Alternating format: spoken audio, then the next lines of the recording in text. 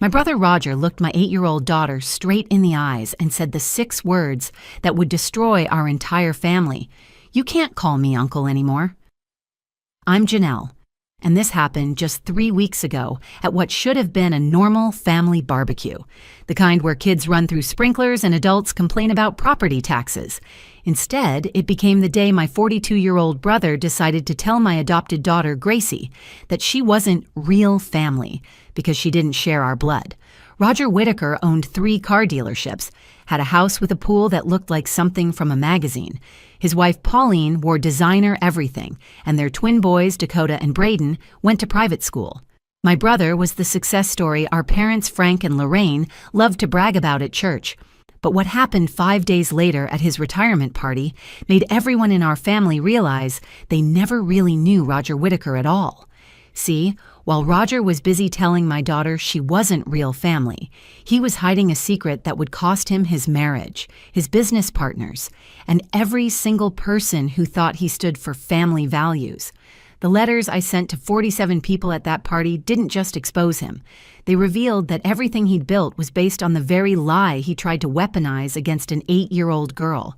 And the man who walked through those country club doors that evening, the one Roger had been paying $30,000 a year to disappear, that was just the beginning of how karma came to collect what was owed. But I'm getting ahead of myself. Let me tell you how a dental hygienist and her daughter brought down the most successful man in our family, and why he thanked us for it in the end. Life had finally started feeling stable for Gracie and me. After 3 years of fertility treatments that drained my savings and my marriage, my ex-husband David had walked out with the helpful parting words, "Maybe you're just not meant to be a mother."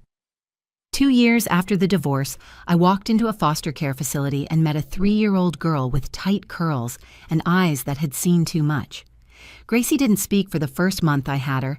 She just watched everything, like she was waiting for me to disappear too.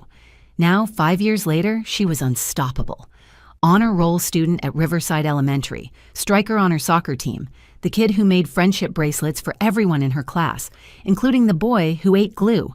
She sang in the shower, badly but enthusiastically. She'd conquered her fear of the dark and now read under her covers with a flashlight I pretended not to know about. Every night when I tucked her in, she'd wrap her small arms around my neck and whisper, "Love you to the moon and back, Mama." Those moments made every struggle worth it. Our Sunday dinners at my parents' house in Oakwood had become the cornerstone of our week. Mom would start cooking at dawn, filling the house with the smell of pot roast and fresh bread. Dad would pretend to help while actually stealing bites and getting swatted with Mom's wooden spoon. It was a 35-year-old tradition that had survived divorces, job losses, and even my sister Colleen's brief vegan phase that nobody talked about anymore. The whole Whittaker family would pile into Mom's dining room by 2 o'clock sharp. Roger would arrive in whatever luxury car he was test driving that week, Pauline trailing behind with her contribution of store-bought pie she'd put on her own serving plate. The twins, Dakota and Braden, would thunder through the house like perpetually caffeinated tornadoes. Colleen drove up from the state university where she was finishing nursing school, usually exhausted but never missing a Sunday unless she had clinicals. Roger had always been the golden child, and I mean that without bitterness. While I was solidly middle-class comfortable with my dental hygienist salary and 2-bedroom apartment, Roger had built an empire. Started selling used cars at 19, owned his first lot by 25, and now at 42 had 3 dealerships with his face on billboards across 2 counties. "Whittaker Wheels, where family comes first," was his slogan, printed under his confident smile on every advertisement. But here's what the billboards didn't show. Roger was actually wonderful with Gracie, at least in the beginning. When I first brought her home, terrified I was going to somehow break this already fragile child, Roger had shown up at my apartment with a pink bicycle, complete with training wheels and handlebar streamers. He'd spent 3 hours teaching her to ride it in the parking lot, jogging beside her with his hand on the seat, his expensive dress shirt soaked with sweat. "Every kid needs a bike from their uncle," he'd said, grinning as Gracie finally pedaled 5 feet on her own before tipping into the grass. "Besides, Princess Gracie needs a proper royal carriage." That became their thing. He was Uncle Roger, and she was Princess Gracie. He'd bow dramatically when she entered a room. She'd curtsy back, usually while wearing her soccer uniform and light-up sneakers, which somehow made it even more charming. At Christmas, he bought her a plastic tiara from the dollar store that she treated like the crown jewels. At every family gathering, he'd make sure to announce, "Make way for Princess Gracie," and she'd beam like he'd given her the world. He'd take her to the dealership sometimes when I had to work Saturdays. She'd sit in every convertible pretending to drive while he made engine noises. His salespeople knew her by name. The guys in the service department kept a special stool for her so she could watch them work on cars. She'd come home covered in grease stains, chattering about carburetors and transmissions, words she didn't fully understand but repeated with authority. "Uncle Roger says I can sell cars too when I'm bigger," she'd announced one Sunday, mouth full of mashed potatoes. "He says I already know how to make people smile, and that's the most important part." "That's my girl," Roger had said, reaching over to high-five her with the hand that wore a Rolex worth more than my car. My parents adored the relationship. Mom would tear up watching them together, seeing her successful son embrace his role as uncle with such enthusiasm. Dad would nod approvingly, the way fathers do when they're proud but trying not to show it too much. Even Pauline seemed to soften during these moments, occasionally forgetting to check her phone or criticize the temperature of Mom's coffee. That's why what happened at the barbecue felt like watching a house of cards collapse in slow motion. All those moments, all that love we thought was real, crumbled with 6 words from the mouth of a man who'd spent years calling himself her uncle. It started at Roger's annual back-to-school barbecue, the last Saturday before school began. He threw it every year at his house, the one with the infinity pool and outdoor kitchen that looked like it belonged in a magazine. The invitation always said casual, but Pauline would still judge anyone who showed up in actual casual clothes. I'd learned to wear what I called suburban armor. Nice jeans, a blouse from Target that looked more expensive than it was, and the one pair of designer sandals I'd bought on clearance. The twins were showing off their new dirt bikes, bright red machines that cost more than I made in a month. They zipped around the manicured lawn while parents clutched their drinks and pretended not to notice when the boys nearly crashed into Pauline's prized rose bushes. Gracie watched them with the kind of longing only an 8-year-old can manage, her fingers twisted in the hem of her sundress. Finally, she gathered her courage and ran up to Roger, who was manning the grill in his monogrammed apron. She tugged on his polo shirt, the pink one that Pauline insisted brought out his eyes. "Uncle Roger, can I try Dakota's bike? Please? I'll be super careful, I promise." Roger kept flipping burgers, not even looking down. "The bikes are for family only, Gracie." She tilted her head, confused. "But I am family." That's when he turned, spatula still in hand, and delivered the words that would shatter everything. "No, you're not. You're adopted. You can't call me uncle anymore. That's for real nieces and nephews. Biological family." The backyard went silent. Even the twins stopped their bikes mid-ride, engines dying with a sputter. The only sound was meat sizzling on the grill, starting to burn. My mother dropped the bowl of potato salad she'd been carrying. It hit the patio with a crash, mayonnaise and potatoes exploding across the slate tiles. My father, who'd been laughing at something our neighbor had said, turned so fast he knocked over his beer. Pauline suddenly became fascinated with her phone screen, her perfectly manicured, fingers scrolling frantically through nothing. Gracie's face went through a transformation I'll never forget. Confusion shifted to understanding, then to a pain so raw it made my chest physically ache. "But you're my Uncle Roger," she whispered, her voice cracking. "You call me Princess Gracie." "I'm Janelle's brother," Roger said, turning back to his burning burgers as if he hadn't just destroyed a child's world. "That doesn't make me your uncle. You need to understand the difference. It's important to know who's really family and who isn't." Dakota, the older twin by 3 minutes, climbed off his bike. "Dad, that's mean." "It's not mean, it's honest," Roger replied, his voice taking on that lecturing tone he used in his commercials. "You and Braden have actual Whitaker blood. Gracie doesn't. The sooner everyone accepts that, the better." My father's jaw tightened the way it did when he was about to lose his temper, something that happened maybe once a decade. "Roger, what the hell has gotten into you?" "Nothing's gotten into me, Dad. The twins asked why she gets the same Christmas money they do when she's not really blood. Kids need to understand family structure. I'm doing Janelle a favor here. Better Gracie learns the truth now than builds her whole identity on a lie." "A lie?" I finally found my voice, though it came out strangled. "Loving her is a lie?" "That's not what I said," Roger sighed like I was being deliberately obtuse. "But calling her my niece when she's not? That's technically false. I deal in facts, Janelle. It's why I'm successful." Gracie pressed her face into my stomach, her small body shaking with sobs that she was trying desperately to muffle. I could feel her tears soaking through my blouse, hot and heartbroken. "We're leaving," I managed to say, scooping Gracie up even though she was getting almost too big to carry.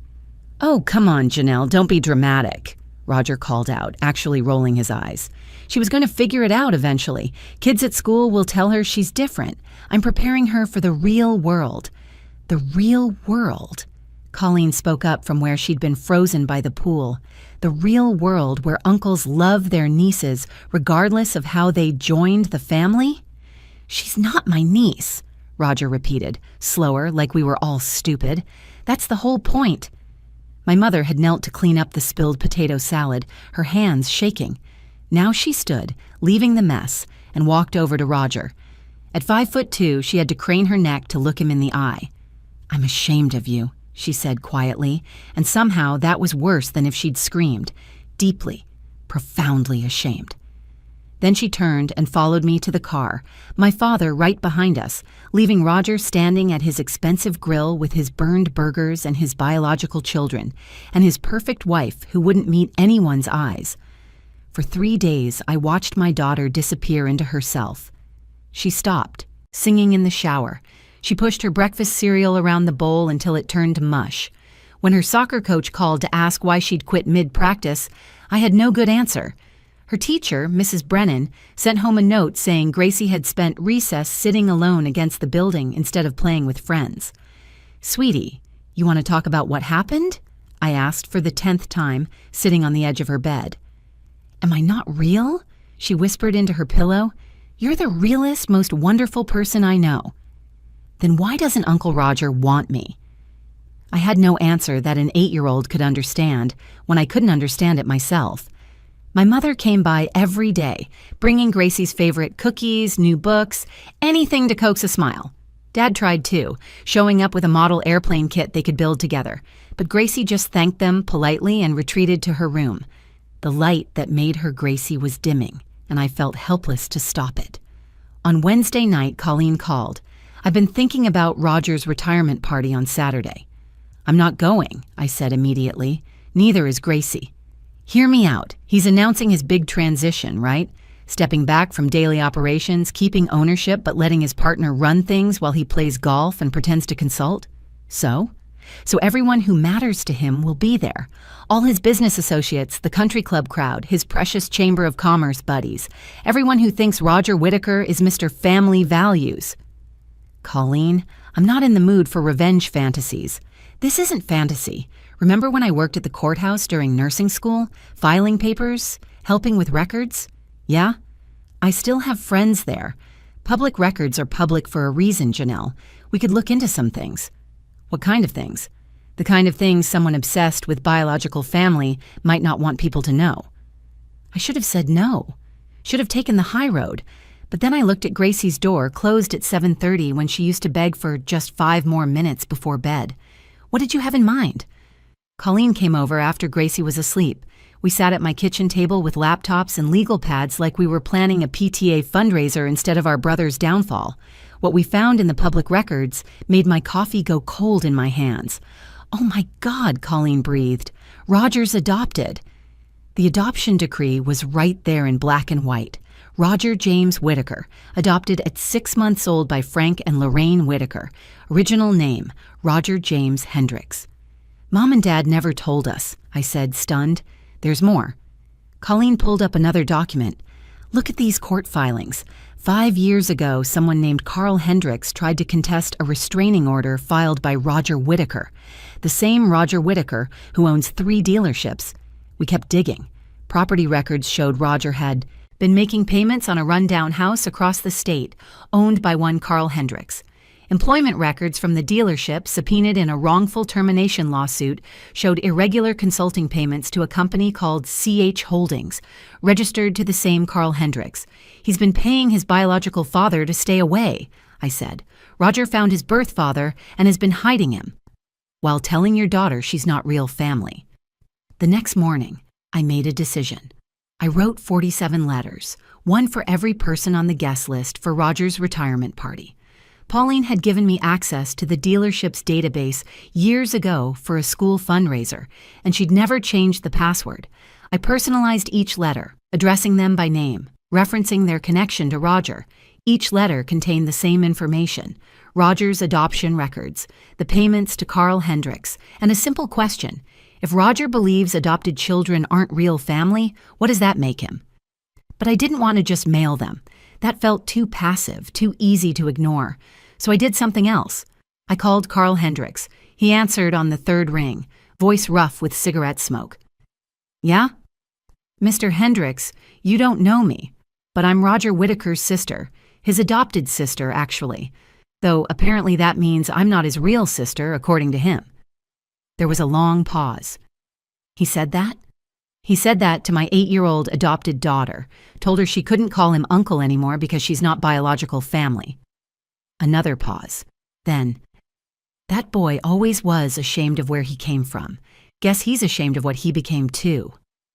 Would you like to come to his retirement party as my guest? Carl Hendricks laughed, bitter and knowing. Lady, I've been waiting 15 years for someone to ask me that. The retirement party was everything Roger would have wanted. Elegant, expensive, and designed to impress. The country club's ballroom gleamed with crystal chandeliers and white tablecloths. A jazz quartet played softly in the corner, while servers in bow ties circulated with champagne and shrimp that cost more per pound than I made in an hour. Roger stood at the podium in a suit that probably cost more than my monthly rent. Pauline beside him in a dress that definitely did. Thank you all for coming, Roger began, his salesman's smile at full wattage. When I started selling cars at 19, I had nothing but ambition and a belief in family values. I stood in the back with Gracie, who'd insisted on coming despite everything. She wore her favorite purple dress and held my hand tight. My parents flanked us, Dad's jaw set, and Mom clutching her purse like a weapon. Everything I've built, Roger continued, raising his champagne glass, has been for family. Real family. Blood family.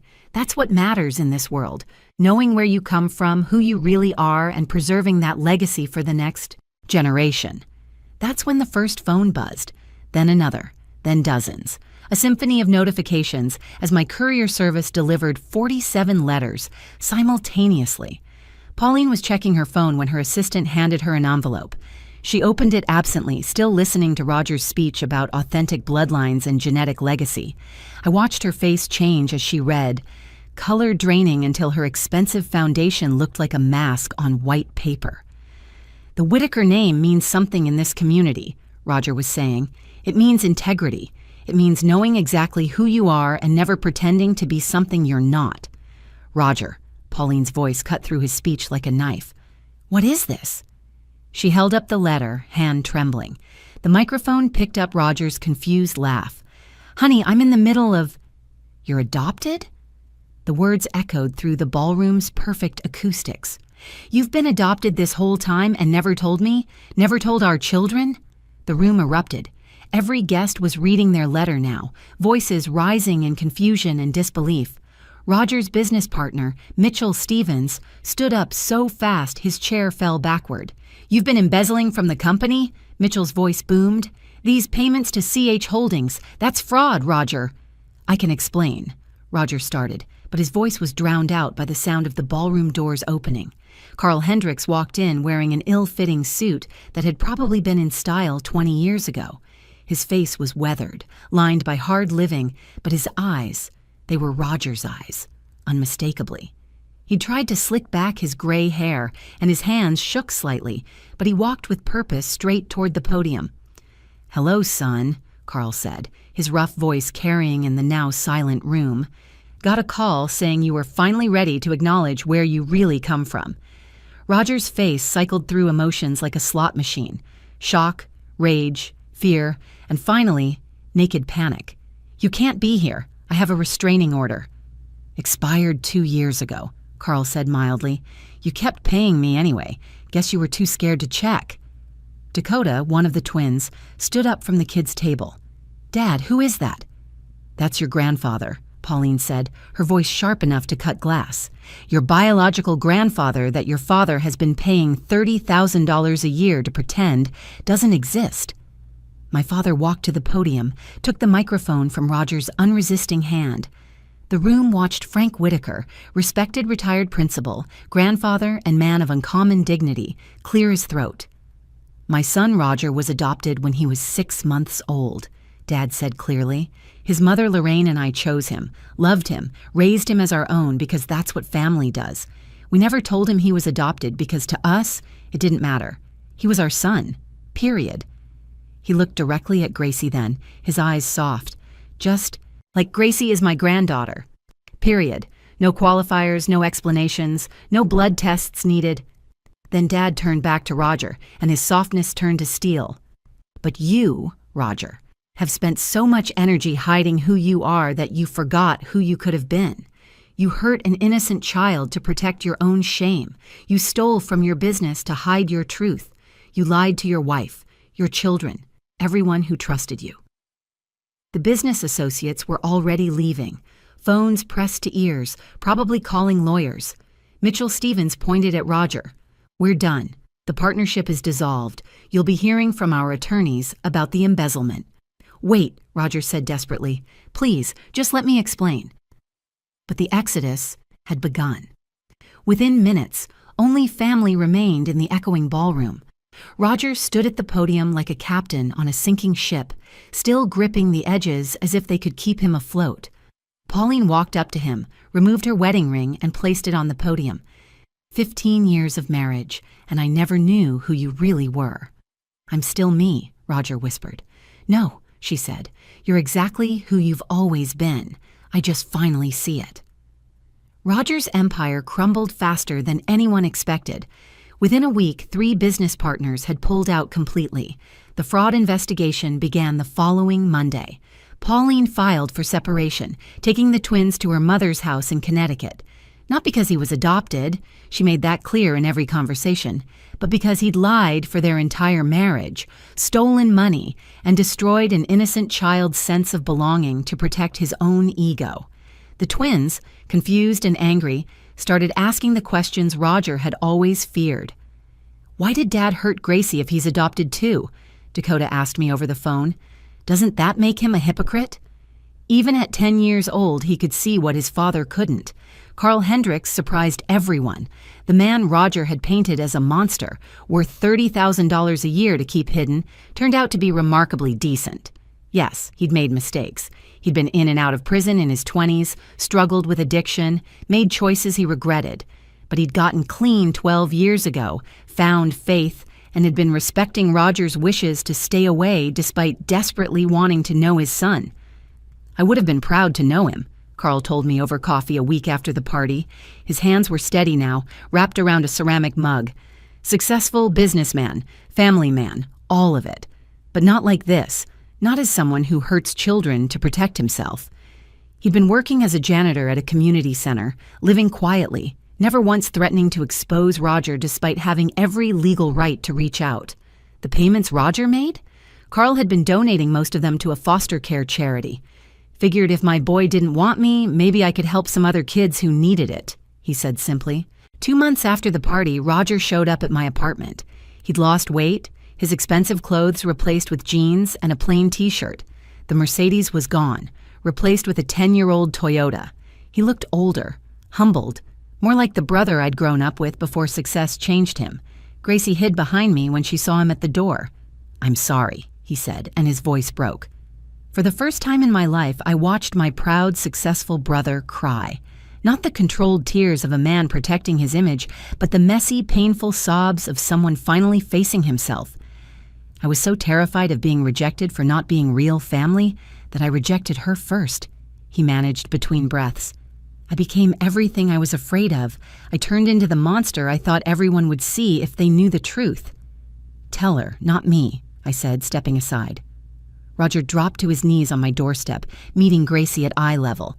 "Princess Gracie, I'm so sorry. You're my niece. You've always been my niece. I was scared and stupid and cruel. I hurt you because I was hurting, and that's unforgivable.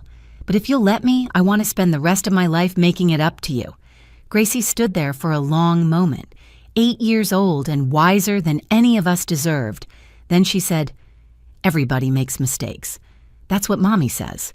But you have to mean you're sorry." "I mean it," Roger whispered. "I mean it more than I've ever meant anything." She hugged him then, and I watched my brother break down completely, holding my daughter like she was keeping him from drowning. Roger's rebuilding his life now, piece by piece.